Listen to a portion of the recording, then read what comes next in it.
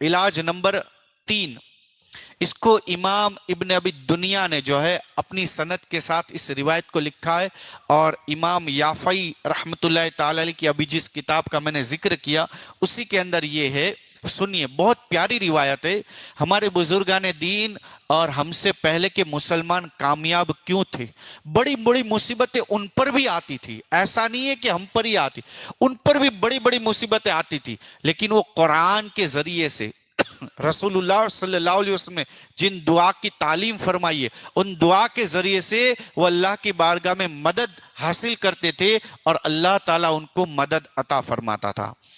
ابو الخیر اسحاق قراوی فرماتے ہیں کہ جب عہد فاروقی میں مسلمانوں نے ایران پر جہاد کیا تو شہر کرخ کے قریب فارسی سپاہ کا جنرل ازدہ مہر 80 ہاتھیوں کی فوج لے کر مسلمانوں کے مقابلے میں آیا۔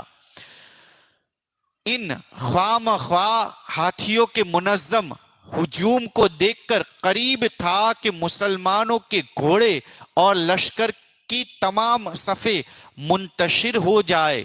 مسلمانوں کے امیر لشکر محمد بن قاسم پریشان ہوئے، مختلف تدابیر کی، کوئی درکار نہ ہوئی۔ اب دیکھو، مسلمانوں نے ہاتھیوں کی فوج بھی پہلی مرتبہ دیکھی تھی، اور وہ بھی 80 ہاتھی تھے، اور ایک ساتھ اچانک آئے۔ گھوڑے بھی ڈر گئے، اب مسلمان بھی جو پریشان ہو گئے۔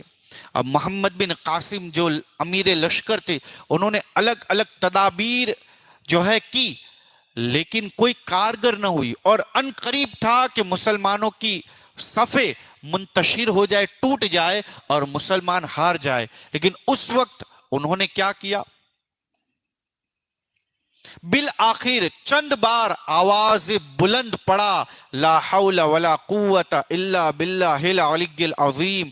اللہ تعالیٰ نے اس کلمہ کو مسلمانوں کے لیے قلعہ بنا دیا کہ ہاتھی جو اسلامی فوج پر چڑھے چلے آ رہے تھے فوراً رک گئے، اور اللہ تعالیٰ نے ان پر سخت گرمی اور پیاس کو مسلط کر دیا، جس کی وجہ سے پریشان ہو کر وہ پانی کی طرف دوڑنے لگے۔ فل بانو نے ہر طرح روکنا چاہا، مگر وہ ایک قابو بہار تھے اور انہی کی طرف ہو گئے۔ جو ہاتھی کے اوپر بیٹھا ہوتا ہے، ہاتھی کو کنٹرول کرتا ہے، اس نے روکنے کی بہت طاقت کی، لیکن اس کلمے کی طاقت دیکھیں آپ۔ بلند آواز سے چند بار انہوں نے پڑھا تو اللہ تعالیٰ نے ہاتھیوں کے اندر جو ہے پیاس پیدا کر دی، ان کے پر گرمی مسلط کر دی، تو پیچھے کی طرف بھاگے جہاں پر پانی تھا۔ اب کیا ہوا؟ اس وقت اسلامی لشکر نے آگے بڑھ کر حملہ کیا، میدان مسلمانوں کے ہاتھ تھا، اللہ تعالیٰ نے فتح عطا فرما دی۔ تو پیارے آقا علیہ الصلوۃ والسلام کے پیارے دیو، ہم پر بھی جب مصیبت آئے تو ہمیں بھی کیا کرنا چاہیے؟ لا حول ولا قوت الا باللہ العلی العظیم۔